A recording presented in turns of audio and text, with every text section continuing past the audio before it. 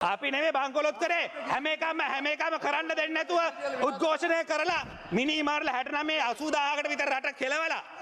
රටේ ඔක්කොම කරන්න පුළුවන් විනාශය කරලා හැම එකට දැන් ඉන්දියාවේ හොඳම යාළුවා දැන් ඇමරිකාවේ හොඳම යාළුවා දැන් ධනවාදයෝ මේකේ සඳහන් වෙනවා මේ එක්ස්චේන්ජ් රේට් එක 22 රට බංකොලොත් වෙනකොට තිබ්බ ප්‍රමාණය දැන් ඔබතුමා මන්ත්‍රීවරුන්ට බයිම යොමු කරනවා මේක ආපහු මේ රේඛාව ඒ අය යන්නේ එතෙන්ටමයි එක්ස්චේන්ජ් රේට් එක ලෝකයේ හැමතැනම ගොඩක් තැන්වල ඒකට වෙනස් වෙලා තියෙනවා මේ යුද්ධේ ඉඳලා හැබැයි ඉන්දියාවේ අඩුයි එතකොට මට මෙයා කියනවා මහ බැංකු අධිපතිවරයා කියනවා ඉන්දියාවේ එතකොට මේ තියෙනවා ලොකු සංචිතයක් ඉතින් ඉන්දියාවේ ජනගහනය බිලියන එකමාරක් තියෙන සංචිතයක ඩොලර් බිලියන 6ක් සංචිතය තිබිලා හරිනවද බිලියන එකමාරක් ඉන්න ජනගහනයක ඒ ජනගහනය අනුව තමයි රටවල සංචිතය එතකොට ඒ ප්‍රමාණය ලංකාව තමයි එතුමගේ චාට් එකේ පෙන්නනවා වැඩියෙන්ම රුපියල තමන්ගේ රටේ ඒ මුදල බාල්දු වෙලා තියෙන ලංකාවේ කියලා අය මොනව කතා කරනවද එතුමා කියන එක ප්‍රශ්නයක් නෙවෙයි කියලා. ඒතර ඉතියෝපියාවේ වුණොත් ප්‍රශ්නයක් නෙවෙයි කියනවා. උගන්ඩාවේ වුණොත් ප්‍රශ්නයක් නෙවෙයි කියනවා. ඒක ප්‍රශ්නයක්. ඒකේ ප්‍රශ්නේ වෙන්නේ ප්‍රමාණය 100ට ප්‍රමාණය. ඉන්දියාවේ 104 නම් අපේ 104 නම් ප්‍රශ්නයක් නෑ. හැබැයි අපේ 108 නම් අපි බංකොලොත් වෙච්ච රටක් ඉන්දියාව බංකොලොත් වෙච්ච රටක් නෙමෙයි.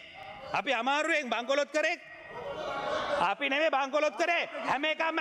කරන්න දෙන්නේ නැතුව උද්ඝෝෂණය කරලා මිනි මාර්ලා 69 80000කට විතර රට කෙලවලා රටේ ඔක්කොම කරන්න පුළුවන් විනාශය කරලා හැම එකට දැන් ඉන්දියාවේ හොඳම යාළුවා දැන් ඇමරිකාවේ හොඳම යාළුවා දැන් ධනවාදයෝ ඒ කාලේ හිටියේ කොහමද